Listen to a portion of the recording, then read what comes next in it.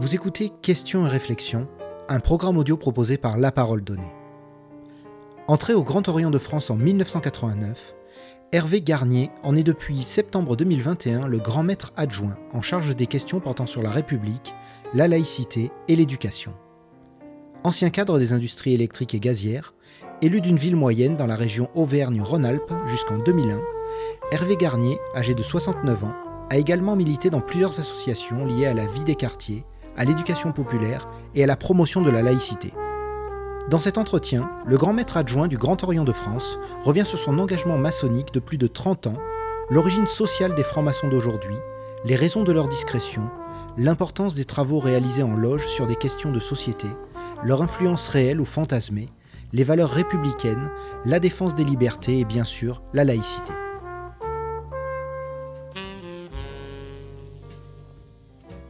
Hervé Garnier, que représente la charge de grand maître adjoint du Grand Orient de France ? Je suis avant tout le frère d'une loge qui est dans une ville moyenne de l'Auvergne-Rhône-Alpes et que je suis, en fin de compte, alors c'est un peu va faire sourire, je suis en contrat à durée déterminée comme conseiller de l'ordre de l'obédience et comme grand maître adjoint. Mais avant de répondre à cette question, il faut que je fasse un petit détour par l'organisation de notre obédience. Le Grand Orient de France, c'est environ 51 000 membres, 1370 loges qu'on peut trouver en France métropolitaine, dans les départements, territoires d'outre-mer et puis également à l'étranger. Et donc, pour sa gouvernance, il dispose d'un conseil de l'ordre qui a la charge essentiellement de l'exécution des décisions de l'Assemblée générale de l'obédience, qui s'appelle le convent, et de l'exécution et du respect des textes qui nous dirigent. On a dans notre obédience une constitution et un règlement général, et notre travail en tant que conseiller de l'ordre, c'est justement de faire respecter ces deux textes. Parallèlement au conseiller de l'ordre, il y a aussi, dans le cadre de la séparation des pouvoirs, une chambre de justice maçonnique qui est là pour objet de régler, de statuer sur des éventuels conflits internes au sein de l'obédience.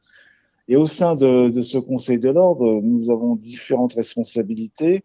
Nous avons le grand maître, lui, qui est entouré de 3 grands maîtres adjoints, et j'ai en charge particulièrement tout ce qui traite de la République, de la laïcité, l'éducation. Et je suis élu pour une durée de 3 ans. Voilà, mon mandat se termine en septembre 2023. Et ces 3 ans s'expliquent en fait par l'ADN démocratique de notre obédience, qui implique des mandats courts. Quels que soient les postes que nous occupons, nous sommes soumis à élection. Et ces mandats courts, en fin de compte, ça permet d'avoir un souffle nouveau permanent qui se conjugue bien avec le long terme que représente le travail mené dans nos loges, une réflexion collective qui est menée dans nos loges. Je ne suis pas là en tant qu'Hervé Garnier, je suis surtout là pour servir l'obédience et les loges. Et ma mission pendant ces 3 ans est de suivre les dossiers, l'actualité des sujets qui me concernent et de proposer éventuellement des projets et des actions. Et si je prends un exemple des travaux qu'on est amené à mener, il y a eu la loi du 24 août 2021 qui conforte le respect des principes de la République et qui a été un des dossiers importants que nous avons suivis l'année dernière. Et nous y avons travaillé collectivement et nous avons fait part de nos propositions et de notre position au gouvernement. Et parallèlement à des dossiers tels que celui-là, je participe à diverses commissions qui assurent d'une part le fonctionnement de l'obédience et je réponds également aux sollicitations des loges qui souhaiteraient que j'intervienne dans le cadre de réunions internes ou publiques. Une chose importante quand même à rappeler et à souligner, c'est que toutes les missions que nous menons en tant que membres de l'obédience, ce sont des activités bénévoles. Alors bien sûr, en dehors des salariés que nous avons au 16 rue Cadet, qui eux assurent le fonctionnement de l'association, la gestion des locaux, financière, la gestion administrative, etc., etc. Mais tous les élus de l'obédience nous sommes dans des activités bénévoles. Qu'est-ce qui vous a donné envie de devenir franc-maçon ? J'ai été initié en 1989, donc il y a plus de 30 ans, hier, quoi. Hein. Et à l'époque, j'ai été élu dans une ville moyenne. J'étais militant dans plusieurs associations liées notamment à l'éducation populaire, la culture, la vie quotidienne et la vie des quartiers. J'étais également au sein de mon entreprise militant syndical. Au-delà de mon engagement dans la cité, à cette époque-là, j'étais en recherche d'un lieu où je veux dire, à la fois travailler sur moi et dans le cadre d'une recherche un peu philosophique, personnelle, mais également collective. Et je pense que je trouvais dans ce que je faisais à l'extérieur de la franc-maçonnerie, bon, je trouvais bien sûr satisfaction, mais il me manquait quelque chose. Et donc, à la recherche d'un lieu où je pourrais rencontrer et travailler avec d'autres personnes qui certainement en savent plus que moi sur certains sujets ou qui pensent également autrement que moi. Et ma ligne d'horizon a toujours été, quel que soit l'organisme ou l'association où je me suis engagé, où j'ai travaillé, que ça s'inscrive dans le respect de la dignité humaine, la liberté absolue de conscience et de pouvoir contribuer d'une manière ou d'une autre à une amélioration de l'homme avec un grand H, de plus de justice sociale. Et une chose importante pour moi, c'est la promotion du principe de laïcité. Et ce que j'ai trouvé au Grand Orient, justement, de France, c'est en rencontrant des femmes et des hommes avec qui j'ai travaillé avec des femmes depuis 2010, puisque les femmes peuvent être initiées au Grand Orient depuis 2010, de pouvoir justement travailler avec des femmes et des hommes qui ont des regards différents et qui ne prétendent pas détenir une vérité unique. Les francs-maçons du Grand Orient, nous sommes de ceux on recherche la vérité constamment, et pour cela, il me semble essentiel de pouvoir déplacer nos clivages habituels et qui nous empêchent souvent, trop souvent, de nous enrichir les uns des autres. Et il y a une phrase de Saint-Exupéry que je trouve qui illustre bien ce que je viens de vous dire, c'est que si tu diffères de moi, mon frère, loin de me léser, tu m'enrichis. Au-delà des valeurs, hein, des principes sur lesquels nous travaillons dans nos loges, hein, nos échanges dans nos loges, que ce soit dans nos familles ou nos engagements, qui peuvent être professionnels, associatifs, syndicaux, politiques ou autres. L'important pour moi est de pouvoir également porter les valeurs que nous souhaitons promouvoir dans la société. Qu'en est-il réellement de votre pouvoir et du secret qui entoure vos réunions? Oui, alors là, le secret, on aurait un secret caché, c'est pas où, mais bon, bref. Alors, contrairement à ce qui peut être dit, alors c'est vrai que tout est discret chez nous, mais rien n'est secret.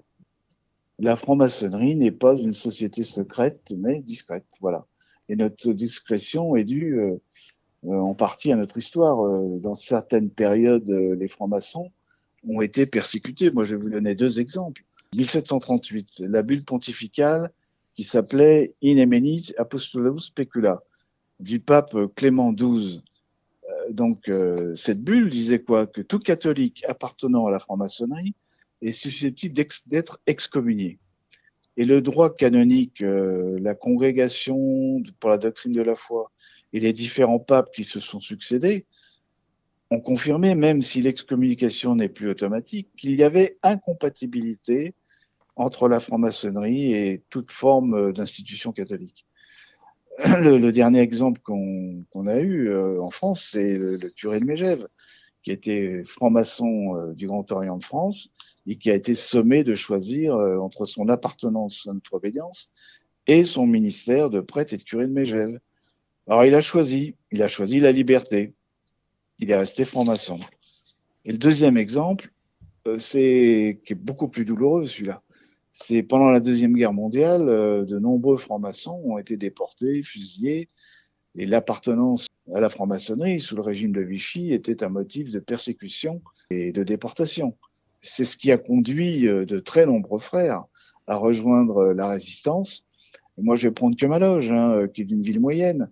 En dehors de ceux qui étaient nombreux qui avaient rejoint la résistance, nous avons plus d'une dizaine de frères qui sont morts en déportation ou qui ont été fusillés pendant cette période. Et j'ai un fait récent qui est d'un frère de ma région, avec qui je voyageais, et qui me disait que si dans son entreprise il était divulgué qu'il était franc-maçon, il m'a dit, c'est clair, si mon patron sait que je suis franc-maçon, je serai viré. Donc il y a aussi aujourd'hui des frères et des sœurs qui ne souhaitent pas que leur appartenance à la franc-maçonnerie soit divulguée par rapport à un contexte, on va dire, ouais, je sais pas, d'idées, de fantasmes et autres sur la franc-maçonnerie qui peuvent les desservir. Alors aujourd'hui, celles et ceux qui souhaitent se renseigner sur la franc-maçonnerie peuvent trouver toutes les informations sur Internet. Il y a des livres, il y a des ouvrages qui sont vraiment disponibles sur ce sujet. Mais l'important, au-delà de ce que tout le monde peut lire ou entendre sur la franc-maçonnerie, c'est ce que nous y vivons, c'est ce que nous vivons au sein de nos loges. Ce que nous y vivons est, comment dire, du domaine individuel, de l'intime.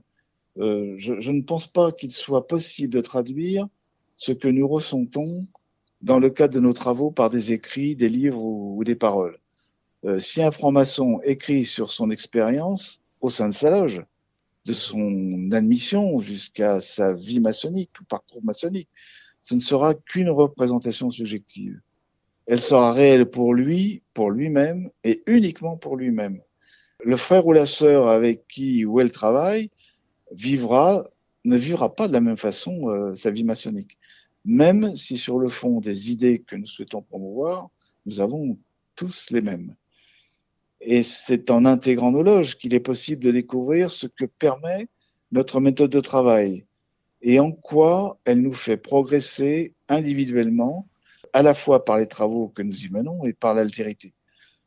L'apport des frères et des sœurs nous enrichit tout au long de notre vie maçonnique, mais que ce soit individuellement et collectivement.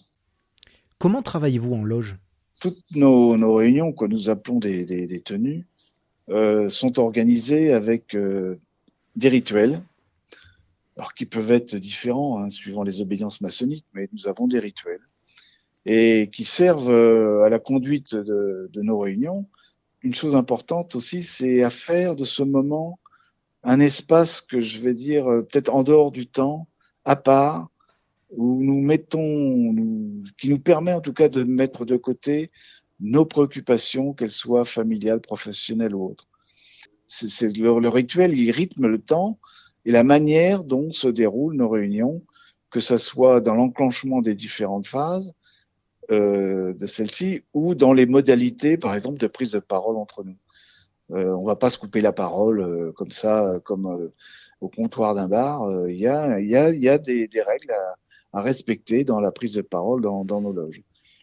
Pour exemple, trois des points qui vont recouper ce que je viens de dire, qui sont essentiels dans la modalité de nos échanges, c'est l'écoute réciproque, donc on ne se coupe pas la parole, c'est le respect et la tolérance mutuelle.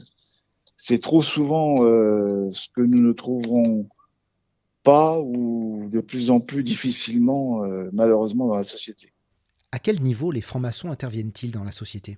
Les francs-maçons du Grand Orient de France ont travaillé et sont intervenus et ont fait part de leurs réflexions sur de nombreux sujets. Je vais en prendre quelques exemples parmi d'autres. Il y a l'abolition de l'esclavage, notre frère Schœlcher, la loi sur la séparation des églises et de l'État du 9 décembre 1905, donc le frère Ferdinand Buisson a été un des principaux acteurs, le planning familial, le droit à l'avortement, la contraception, la suppression de la peine de mort, le mariage pour tous, et puis un sujet qui continue à vivre, enfin, sur lequel on continue à travailler, c'est le droit à mourir dans la dignité. Alors aujourd'hui, nous pourrons être sollicités, comme d'autres courants de pensée philosophiques ou politiques, à donner notre avis sur des grands sujets des sociétés. On peut être sollicité par un gouvernement donc sur ces sujets-là. Et dans ce cadre-là, on est appelé, donc on travaille collectivement sur les textes sur lesquels nous sommes sollicités, ou des textes sur lesquels nous ne sommes pas sollicités, mais qui, pour nous, remettent en cause des valeurs et des principes que nous défendons et que nous retrouvons dans le triptyque républicain, la liberté, égalité, fraternité, auquel moi j'ajoute la laïcité, la démocratie, la solidarité et le respect de la dignité humaine. Pour exemple, je l'ai dit tout à l'heure, nous avons travaillé sur le projet de loi confortant le respect des principes de la République. Nous avons fait part de notre position et de nos remarques et des propositions que nous avions aux autorités, au gouvernement, qui avait en charge ce sujet. Et ensuite, celles et ceux qui prennent en charge nos remarques, ils en font ce qu'ils veulent, hein. Ils en tiennent compte ou ils en tiennent pas, hein. Comme je l'ai dit précédemment, dans le passé, les francs-maçons ont soutenu et parfois initié des lois. Aujourd'hui, nous n'avons pas de rôle officiel, comme le prétendent certaines revues ou certains médias, souvent parfois mal informés ou malveillants. Aujourd'hui, nos travaux, nos réflexions au sein de l'obédience portent notamment sur la laïcité, la santé publique, la bioéthique, la fin de vie dans la dignité, le développement durable, la possibilité de mettre en place un revenu universel, les impacts du numérique sur l'homme et nos sociétés. Et ces travaux font l'objet, il n'y a rien de secret, ils font l'objet de publications, de conférences à destination du grand public, et tous ces travaux sont disponibles sur le site internet de notre obédience. J'ai 3 exemples que je peux vous donner. Le revenu universel inconditionnel. Il y a un ouvrage qui vient de paraître qui s'intitule Pour un nouveau contrat social, réfléchir aux francs-maçons. Ça, cet ouvrage-là, il est grand public, il est disponible et chaque citoyen et citoyenne, s'il le souhaite, peut en prendre connaissance. Et un deuxième exemple, en mai dernier, le 11 mai précisément, nous avons organisé une conférence qui s'intitule La liberté de conscience à l'épreuve d'Internet et des réseaux sociaux. Et c'est une conférence qui est disponible sur la chaîne YouTube du Grand Orient de France, qui a été enregistrée en direct et qu'on peut revoir en podcast.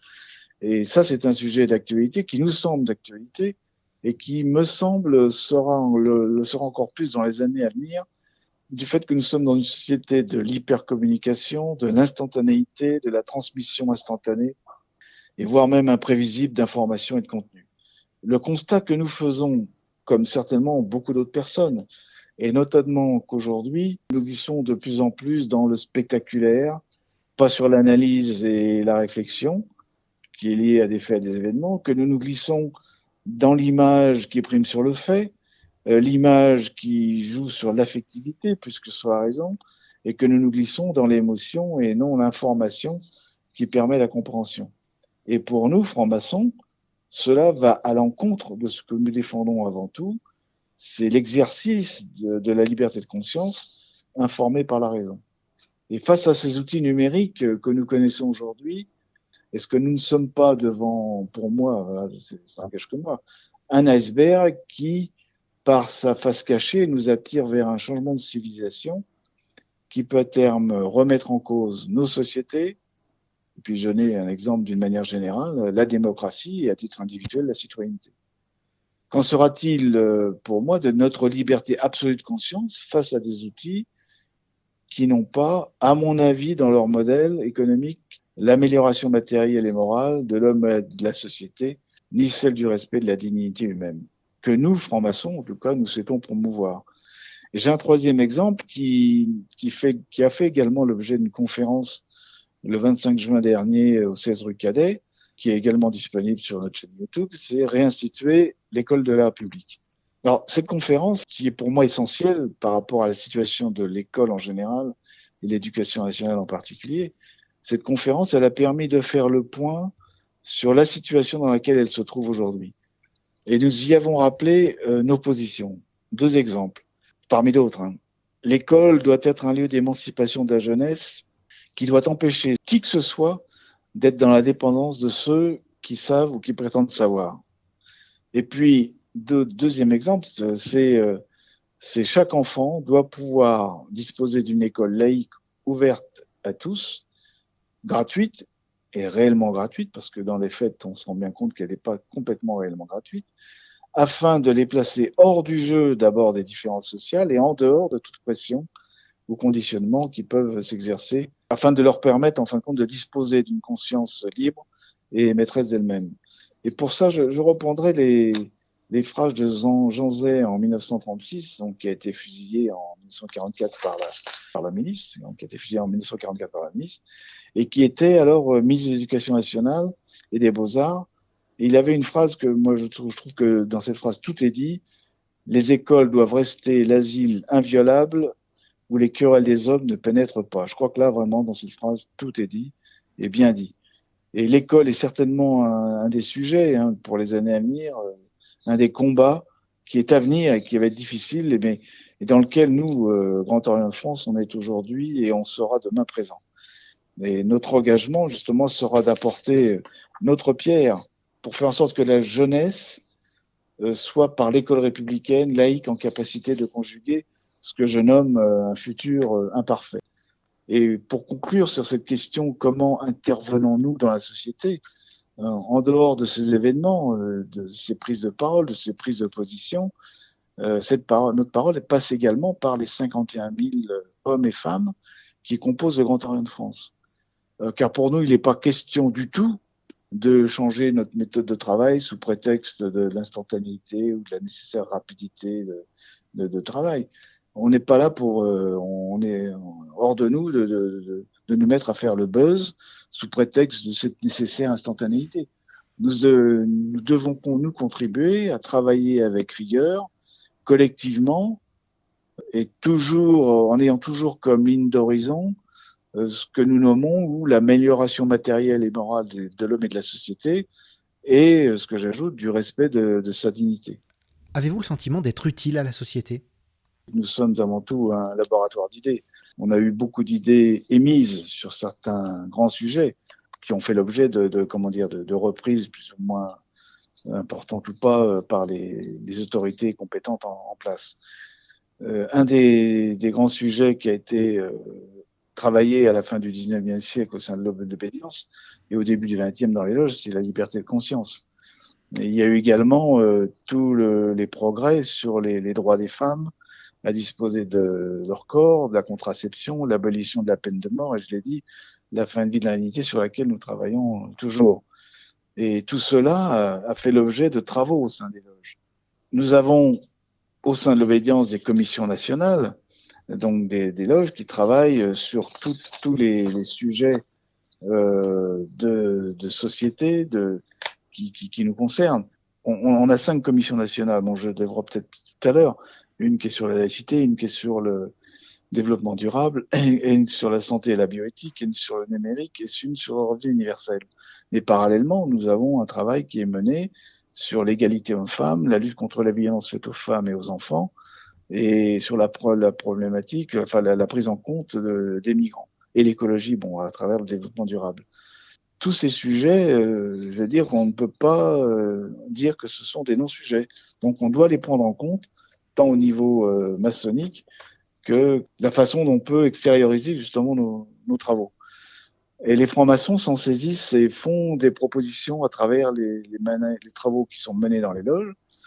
Mais nous devons, enfin moi, sur notre impact si vous voulez, dans la société, je crois qu'on doit rester humble et conscient que des enjeux qui se posent à l'ensemble des citoyens et des citoyennes du pays.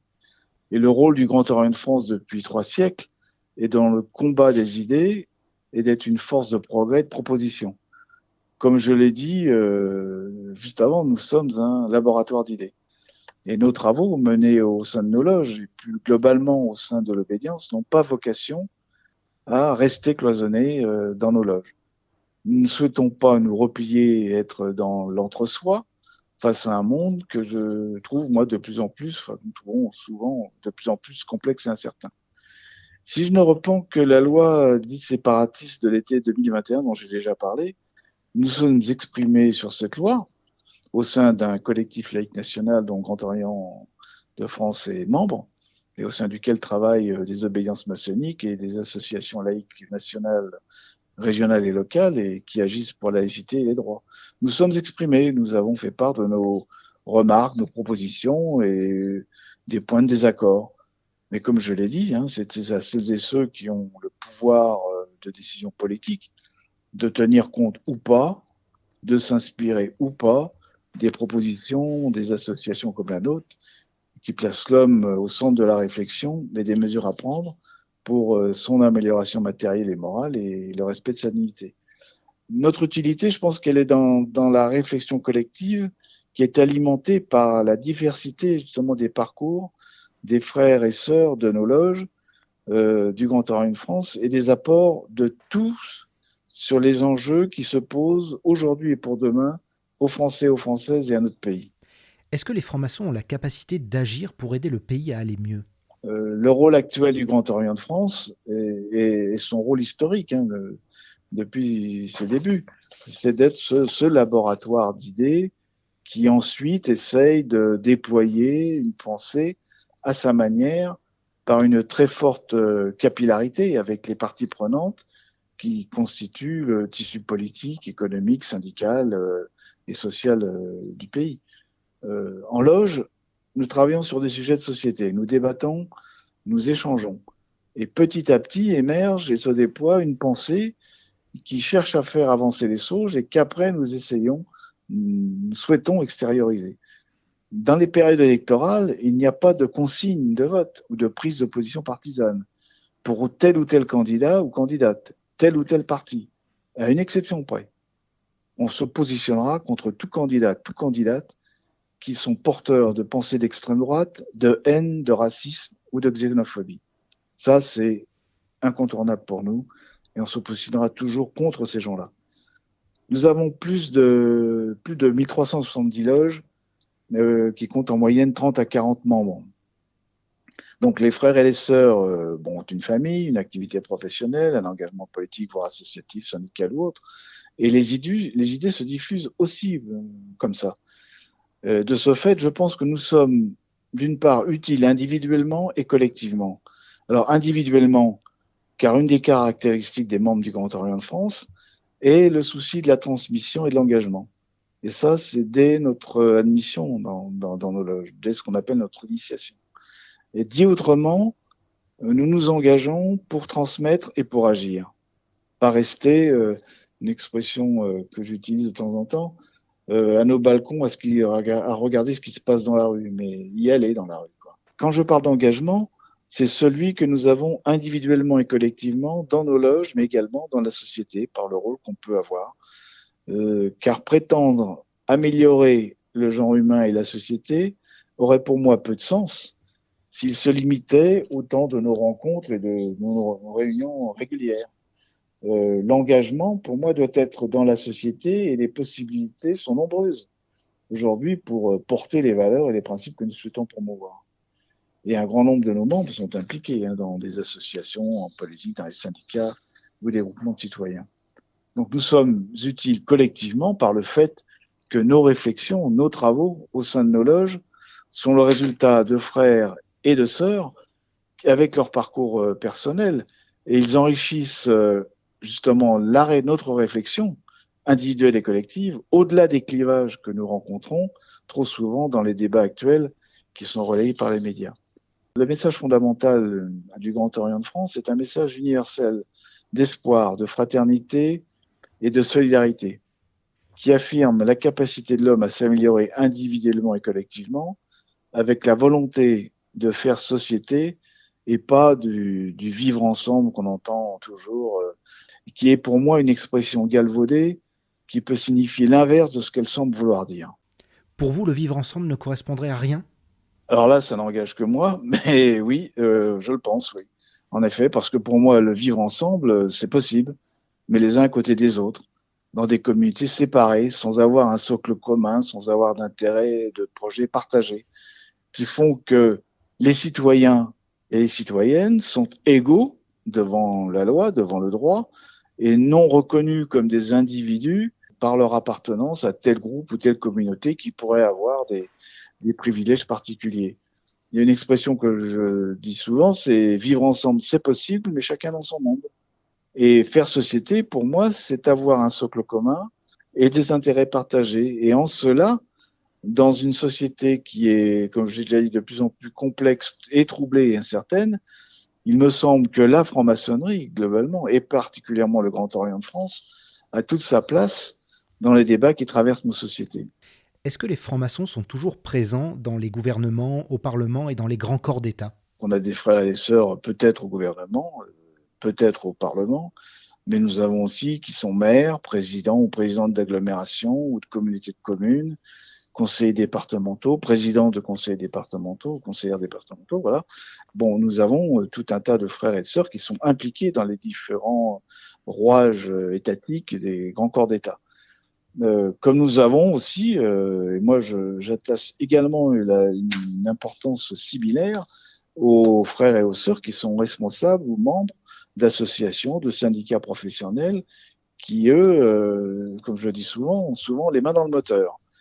Et chacun à son niveau et à la lumière de son engagement, on peut porter et transmettre les valeurs et les principes que nous souhaitons promouvoir.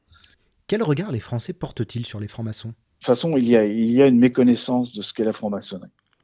Ça, c'est clair. Dans la société, il suffit, moi je vois autour de moi, pour celles et ceux qui ne connaissent pas la franc-maçonnerie, lorsqu'ils évoquent la franc-maçonnerie, on a tout un tas de fantasmes qui ressortent d'idées préconçues. Enfin bref, il y a une méconnaissance vraiment importante sur ce qu'est la franc-maçonnerie. Et il y a une enquête récente qui a été menée, et parmi les mots qui ressortaient pour évoquer la franc-maçonnerie, on y trouvait secret, entraide, rite, élite, société, réflexion, voire secte. Alors, cette enquête, quand elle a été menée, il avait été proposé aux personnes qui ont été sondées, dans un premier temps, de faire part d'une image, de donner une image spontanée de la franc-maçonnerie. Et dans un deuxième temps, de donner cette image, mais après qu'on leur ait dit le but et les méthodes de travail, la façon de travail des francs-maçons. Donc, de donner une deuxième image. Et donc, dans cette première image spontanée et après la présentation, les réponses n'ont pas du tout été les mêmes.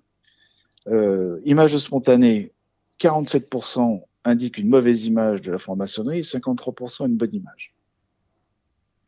Après la présentation du but et de la façon dont nous travaillons, on était à 71% d'images favorables et 29% d'images défavorables. Donc ce sondage, il met en évidence que la franc-maçonnerie donne la possibilité de s'extraire de l'immédiateté. C'est ce qui ressort du résultat de ce sondage, c'est qu'elle donne la possibilité de s'extraire de l'immédiateté, de l'urgence, qui peut être imposée par exemple par la vie professionnelle, et elle permet aussi de sortir de son cadre relationnel habituel. Il en ressortait également qu'une attente en matière de communication sur nos travaux, sur ce que nous pouvons apporter à la société par des projets, des actions, et au-delà de ce qui est ressenti comme un travail essentiel, théorique et philosophique. Et globalement, la franc-maçonnerie, bon, je l'ai dit, souffre d'un déficit de connaissances, et ça alimente tous les fantasmes qui, pour moi, n'ont pas lieu d'être. Quel regard les francs-maçons portent-ils sur la société ? Depuis de nombreuses années, faut le reconnaître, on est face à une situation, qu'elle soit économique, environnementale, sociale, difficile, troublée, complexe, voire incertaine, que ce soit au niveau national, européen et international, et puis notamment par rapport à ce qui se vit aujourd'hui dans le conflit entre l'Ukraine et la Russie. Alors, on a eu les attentats terroristes meurtriers, on a eu des mouvements sociaux répétitifs, je pense aux Gilets jaunes. Nous avons eu une crise sanitaire qui est d'une ampleur sans précédent et qui a bouleversé nos modes de vie, je dirais même les modes de vie, de relations au travail même, et dont, à mon avis, les conséquences économiques, sociales, voire culturelles, psychologiques, sont à long terme, pour l'instant, il me semble encore inconnues. Et nous sommes obligés de reconnaître, chacun à notre niveau, que le futur proche est aussi illisible que menaçant et que nous nous trouvons aujourd'hui dans une société en perte de repères qui génère de l'inquiétude pour le plus grand nombre d'entre nous, soit pour nous-mêmes ou nos enfants et nos petits-enfants. Les inégalités qui avaient diminué jusque dans les années 1990 ne cessent d'augmenter et laissent sur le bord de la route un nombre croissant de femmes et d'hommes, d'ouvriers, d'employés, de travailleurs sous-payés, ubérisés, etc. Et un nombre croissant de femmes et d'hommes sont dans des situations qui deviennent insupportables. Elles ne font qu'accroître les inégalités, la fracture sociale. Ce sont autant de signes qui, pour moi, s'accumulent et qui peuvent malheureusement laisser présager des vents mauvais dans les années à venir. Dans le débat public, en dehors d'échanges de noms d'oiseaux ou de joutes verbales politiciennes, de surenchère permanente ou de clash médiatique pour faire le buzz. Les sujets de fond qui constituent les vraies occupations des Françaises et des Français sont souvent très peu ou mal traités. Moi, je prendrais pour exemple la justice sociale, l'emploi, la santé, le montant du SMIC, etc. Aujourd'hui, l'opinion semble désormais faire office de doctrine et l'émotion de pensée. Et nous sommes face à une société où se développent les passions spontanées, l'affirmation de soi, de l'entre-soi, le refus de la reconnaissance de l'autre, dans sa différence, le refus de projets collectifs qui permettent, comme je l'appelais, de faire société. Voilà. Et celles et ceux qui ont en charge de l'avenir du pays, moi, doivent relire Jean Jaurès, qui disait, entre autres, la République doit être laïque et sociale, mais elle restera laïque parce qu'elle est sociale. Selon vous, l'idée de république est-elle remise en cause?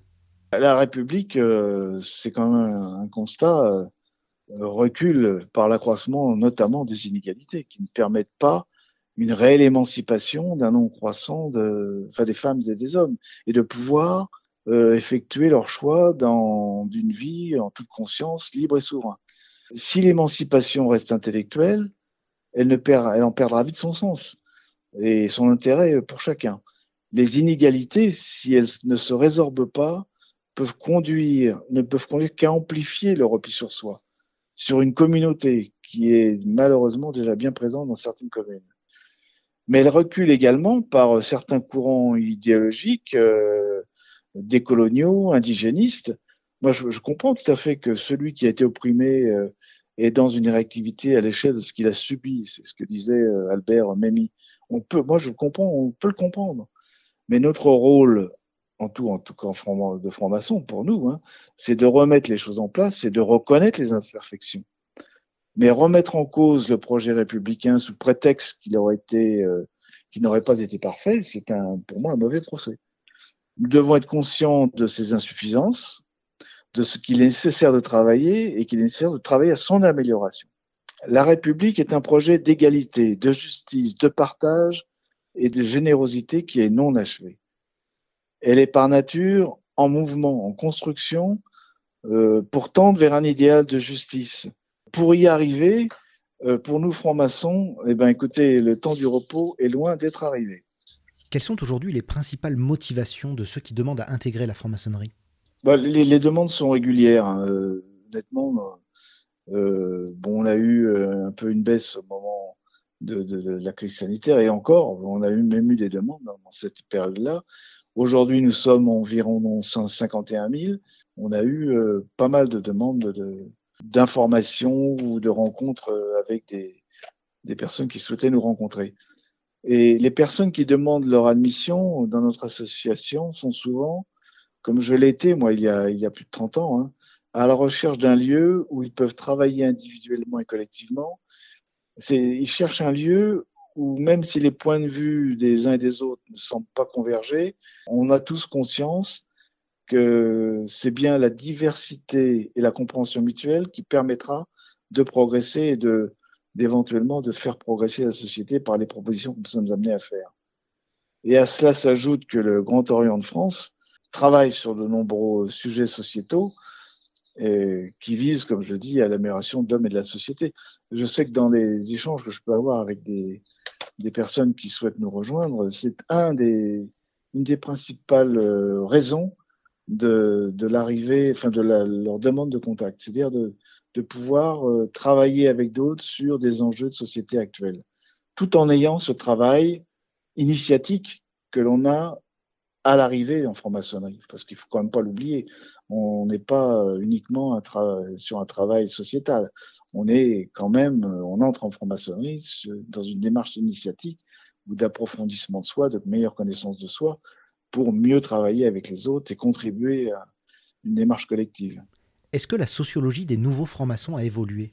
Je dirais que ça dépend quand même essentiellement du lieu d'implantation des loges et des villes dans lesquelles ils se situent. Hein. Moi, si je vous prends par exemple ma loge, hein, si je prends la mienne, il y a une diversité de frères et de sœurs qui est dans une ville moyenne. Hein. Dans ma loge, il y a des artisans, des fonctionnaires d'État, des fonctionnaires territoriaux, des enseignants, des médecins, des chefs d'entreprise, des journalistes, il y a des cheminots, il y a des artistes, des intermittents du spectacle, psychologues, des élus locaux, des syndicalistes, des retraités, voilà, des agriculteurs. On a des frères et sœurs qui sont aujourd'hui en recherche d'emploi également. Donc vraiment, je pense que si vous prenez par exemple des loges en région parisienne ou à Paris et des loges en province, bon, les choses ne sont pas de la même, la composition n'est pas la même. Mais ce que nous constatons quand même depuis l'année dernière, c'est l'arrivée de demandes spontanées de femmes et d'hommes plus jeunes qu'habituellement. Je crois qu'on était dans des demandes entre 35 et 45 ans. Donc on a un rajeunissement peut-être de la demande d'admission dans notre obédience en cours. Quels travaux de réflexion ont été engagés dans les loges du Grand Orient de France pour l'année 2022? Alors comme je l'ai dit, on est présent sur de grands sujets de société. Comme je l'ai dit, nous avons 5 commissions nationales qui travaillent sur des sujets précis, hein, qui font l'objet de rapports annuels, de conférences publiques ou de réunions au sein de nos loges. Et parallèlement, donc, depuis le début de l'année, nous travaillons sur 2 sujets. Le respect de la dignité humaine, qui a donné lieu à une conférence à Lyon en mars dernier, et la lutte contre les violences faites aux femmes et aux enfants, qui a donné lieu d'une part à la création de ce que nous appelons, nous, une loge d'études et de recherche sur ce sujet. Et le principe est toujours le même, hein, c'est de travailler dans la durée et d'être en capacité de faire des propositions concrètes au cours ou à l'issue des travaux qui sont menés. Et alors pour 2023, alors là j'anticipe un peu, on a un programme important qui est en préparation, car pour le Grand Orient de France, nous fêterons les 250 ans de sa forme actuelle, suite à la transformation en 1773 de la première Grande Loge de France, née en 1728. Et cet anniversaire, à travers des événements qui seront réalisés dans toute la France, permettront de mieux connaître notre obédience, et ce sera également l'occasion de mieux présenter le travail mené par les frères et sœurs du Grand Orient de France tout au long de son histoire. Celui qu'il mène aujourd'hui et qui continuera à mener pour les valeurs et principes que nous souhaitons promouvoir. À cela s'ajoutera la réalisation de rencontres régionales publiques sur le thème de l'école et les travaux, et va s'ajouter également les travaux menés par les loges qui peuvent traiter de sujets bien au-delà de ceux que je viens de citer. Mais je le rappelle, c'est l'essentiel et le travail des loges. Et c'est ce qui constitue la force de notre travail maçonnique par les apports et les réflexions des frères et sœurs de l'obédience. Que représente la laïcité pour le Grand Orient de France? Il y a beaucoup de confusion autour du terme laïcité. Il y a 2 visions. La sécularisation, c'est une sortie de l'emprise de la religion sur le politique et la société. On peut dire que la Grande-Bretagne est sécularisée. Les États-Unis et la France le sont, mais avec 2 options différentes. Il y a une vision de la sécularisation qui admet le communautarisme, et c'est le cas de la vision anglo-saxonne. Et pour nous, la République est, comme il est écrit dans le premier article de la Constitution française, indivisible, laïque, démocratique et sociale.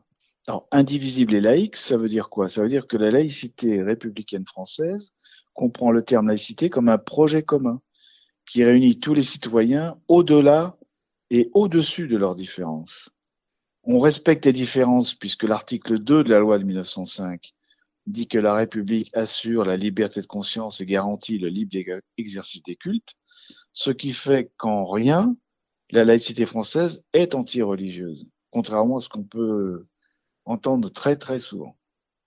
Elle met au devant la liberté de conscience avant le libre exercice des cultes, ce qui inclut le libre exercice des cultes dans la liberté de conscience. Et ça, c'est écrit dans la loi du 9 décembre 1905. Cela change fondamentalement l'idée laïque française de la sécularisation anglo-saxonne, qui est une autre organisation de la société. La laïcité française s'appuie sur 2 piliers qui sont inséparables. La liberté de conscience et le principe de séparation.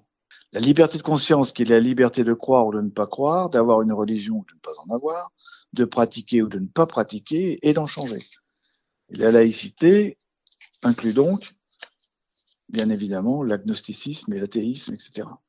Le principe de séparation et le deuxième pilier, c'est la séparation. Et ce principe de séparation qui fait que l'État ne reconnaît, ne salarie ni ne subventionne aucun culte, avec son corollaire, que les cultes s'administrent librement sous forme associative de droit privé. Nous avons tous le droit de croire ou de ne pas croire, de pratiquer ou de ne pas pratiquer, ou de changer de religion éventuellement. Nous considérons, nous, que le projet laïque français dépasse la séparation des églises de l'État. C'est un projet d'égalité des droits et que nous sommes tous reconnus comme égaux en tant que citoyens et citoyennes, pas comme membres de telle ou telle communauté en ayant éventuellement des privilèges particuliers ou des accommodements particuliers. Il n'y a pas de droit différent sur les communautés et les religions. C'est une idée beaucoup plus émancipatrice pour nous et plus large et meilleure que le projet anglo-saxon. Qu'est-ce que le fait d'appartenir à la franc-maçonnerie a changé en vous ? Une chose que j'avais déjà un peu en moi, c'est l'importance de l'engagement et de la transmission, qui est pour moi d'autant plus nécessaire dans la période que nous traversons actuellement et pour les années à venir. Autre chose qui a changé, c'est certainement la nécessité de dépasser mes intérêts personnels pour tendre vers plus de défense d'intérêts collectifs et partagés, si on veut simplement, ne serait-ce que la société évolue vers plus de justice sociale.